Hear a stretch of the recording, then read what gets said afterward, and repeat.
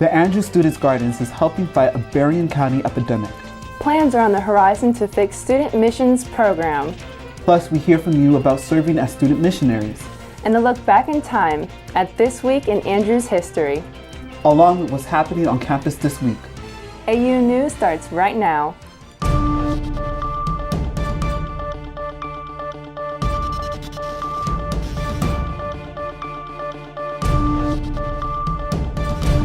This is AU News. Hello and welcome to AU News. I'm Emmanuel Leonard, and we have with us Caitlin Calhoun. She is our new co-host for the show. Welcome to the show. Thank you so much. I'm really excited to be here. As you may know, AU News is produced by the Intro to News Production and News Editing classes in the Department of Communications. Now, our top story. Most of us have access to healthy food here at Andrews, but you'd be surprised to know this isn't the case for many outside the university.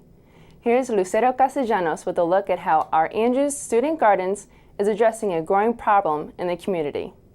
Steve and Eric is up at the crack of dawn each weekday, picking, sorting, and driving this refurbished FedEx truck. He's delivering fresh fruits and vegetables to communities across Berrien County. We drive out and we have either 1 or 2 stops per day, 2 or 3 hours at each stop.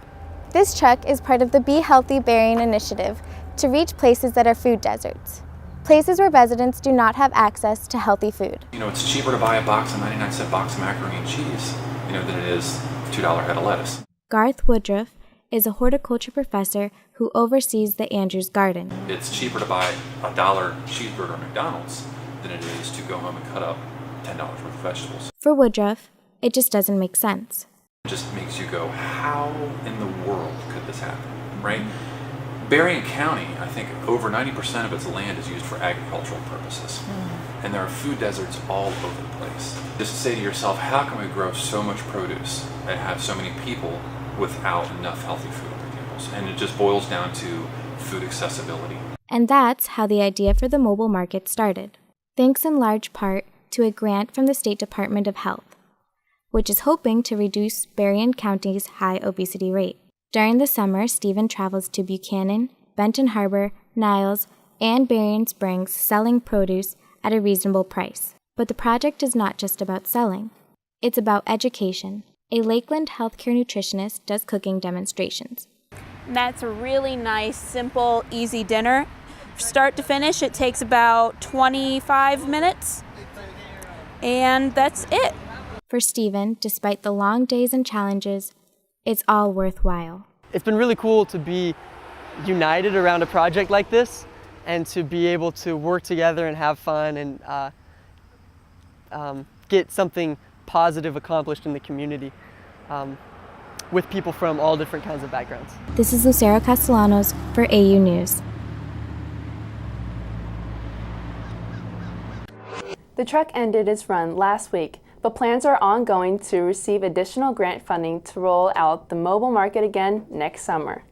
It was just a week ago we marked the 140th anniversary of Jane Andrews and his family's voyage from New York to Switzerland. The Andrews family was the first official overseas missionaries for the Seventh-day Adventist Church, after whom our university is named. We have Fonda Mwangi with a report on plans to reverse the declining number of student missionaries we sent out at Andrews University. For many years, students have left the campus to work in missions. These students help care for orphans, treat the sick, or teach children in the U.S. and abroad. However, over the last 5 years, the number of students departing to serve has dwindled steadily. Without a program being regularly promoted, without being regularly emphasized, it didn't capture the students' imaginations as much as it could have. AU News conducted an investigation and found that here at Andrews University, the fewest amount of student missionaries were sent in the last few years. The numbers are revealing. Walla Walla University has 1,900 students, and they sent out almost 100 student missionaries. Oakwood University, with a student population of 2,000, sent out 75.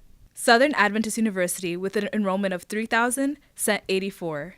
And Andrews University, with a student population of 3,500, sent just 30. I would like to definitely see the numbers grow. June Price, the newly appointed university chaplain, has made it a priority to change AU's grim statistic. Our goal is to try to double that for this year and then continue increasing every year after that. Her plans are many, beginning with a student missions club, which had a booth at the club fair last week. Plans are also in the works to increase the overall visibility of the student missions program. We're going to do segments at a Thursday series and segments at UV. And share stories like Adrian Samos, who served at an orphanage in Honduras. Just being able to help a child, that's something huge that God will definitely bless you for. It's Andrew's global perspective to change the world, and student missions is vital to that mission. In the meantime, Chaplain Price is hoping the fresh focus on missions will make all the difference in the world. We are really anticipating that the Spirit will move and that students will be like, yes, I want to go. This is Fonda Mongi for AU News. You can learn more about student missions by visiting the campus ministry office or emailing studentmissions@me.com.